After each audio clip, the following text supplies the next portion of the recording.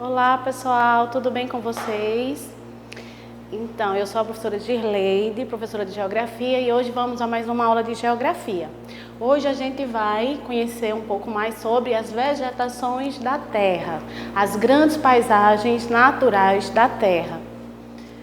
Então, gente, vegetações, né, vem de vegetais, plantas que pertencem ao reino da flora, não é isso? Então, vamos lá.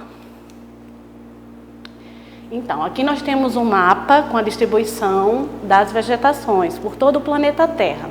Lembrando que esse mapa aqui, ele está mostrando as vegetações nativas, né, de acordo com a sua origem, desde o princípio, né? Esse cenário hoje ele está bastante modificado mediante o desmatamento e as queimadas que têm se intensificado a cada ano. Então, aqui vocês podem observar, né, pela legenda, mediante a cor, né, a distribuição, ó. Tundra, vegetações de montanha, né? Tundra aqui no norte, no extremo norte do planeta, e nas grandes elevações, né? Aqui na Cordilheira do Himalaia, aqui na Cordilheira dos Andes. Aí temos a floresta temperada de coníferas, vocês podem olhar aqui, ó, né? Na zona temperada norte, tem a maior incidência, né? Temos as pradarias. Podemos ver aqui mediante a cor, a vegetação mediterrânea e assim por diante. Vamos lá. Então, embora aquele mapa ali ele apresente as vegetações originárias, né, muitas áreas já foram transformadas pelos seres humanos, dando lugar a cidades, áreas agrícolas. Assim, a vegetação nativa tem sido eliminada. As vegetações da Terra apresentam variados aspectos e conjuntos de espécies e estão distribuídas de maneira distinta ao redor do planeta, né? Cada uma com as suas peculiaridades.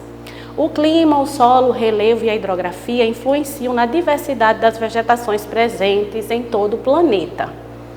Para que possam sobreviver e se desenvolver, as plantas necessitam de água, luz e nutrientes do solo, que não se apresentam de forma regular pela superfície terrestre.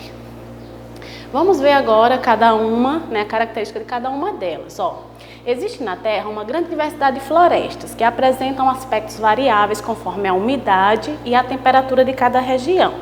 Os principais tipos de florestas são equatoriais e tropicais, das áreas mais quentes, temperadas e subtropicais, das zonas intermediárias, né, as zonas temperadas que nem são tão quentes e nem são tão frias, e também as boreais, próximo das temperadas, com as características parecidas das temperadas subtropicais. Então, florestas equatoriais tropicais, presentes na faixa de clima equatorial e tropical, áreas quentes e úmidas, apresentam maior biodiversidade do planeta, conjunto de espécies de seres vivos. Aí aqui nós temos a floresta amazônica, né, que é uma floresta equatorial mediante o clima equatorial, quente e úmido.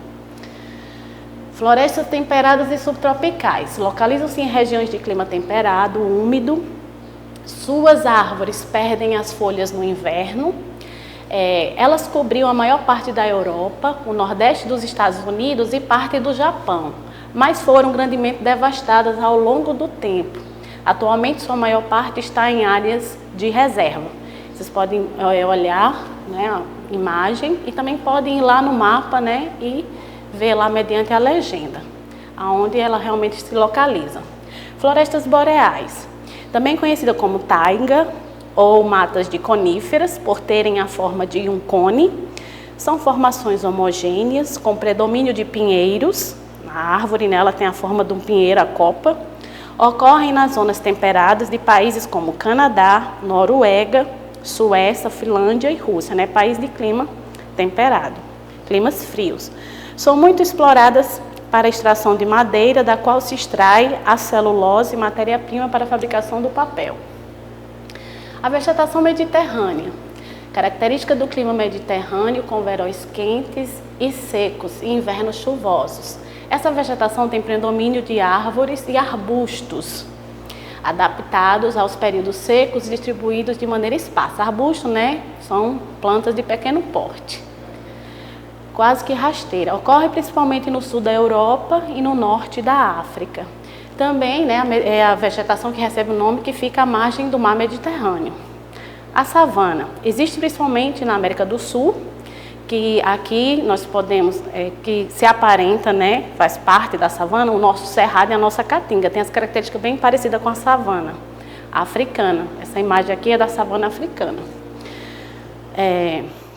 São características de regiões tropicais, alternada por uma estação seca e outra úmida. Sua vegetação compõe-se basicamente de arbusto, árvores de pequeno porte, plantas rasteiras e poucas árvores. Nas savanas africanas, a fauna é muito diversificada e abriga grandes animais como os elefantes, girafas, rinocerontes, leões, búfalos, leopardos. As pradarias são características de áreas de pouca pluviosidade. Ocorrem na América do Norte, na Europa, na Ásia, na África e na América do Sul. São formados basicamente por gramíneas. São os nossos pampas, os nossos campos sulinos, a característica, né, dessa vegetação. Mas também podem apresentar alguns arbustos, plantas de pequeno porte. Em todo o mundo, as áreas de pradarias foram muito usadas para a pecuária, o que causou um grande desgaste dessa vegetação e do solo.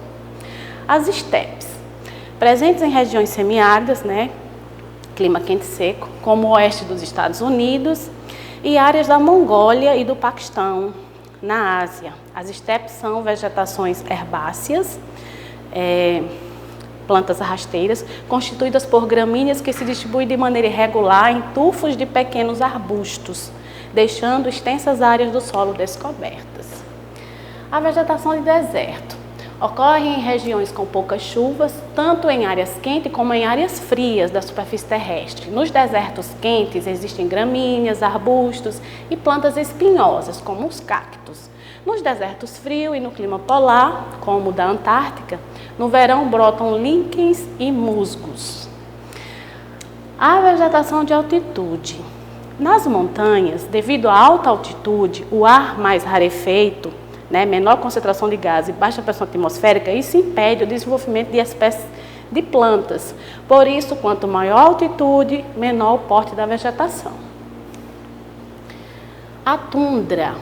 A tundra é a vegetação mais extensa, porque ela se localiza no extremo norte do planeta. Então, na Ásia, norte da Ásia, Europa e América do Norte. Por cerca de 3 meses ao ano, durante o descongelamento parcial do solo, é formada por musgo, líquens e poucas plantas rasteiras.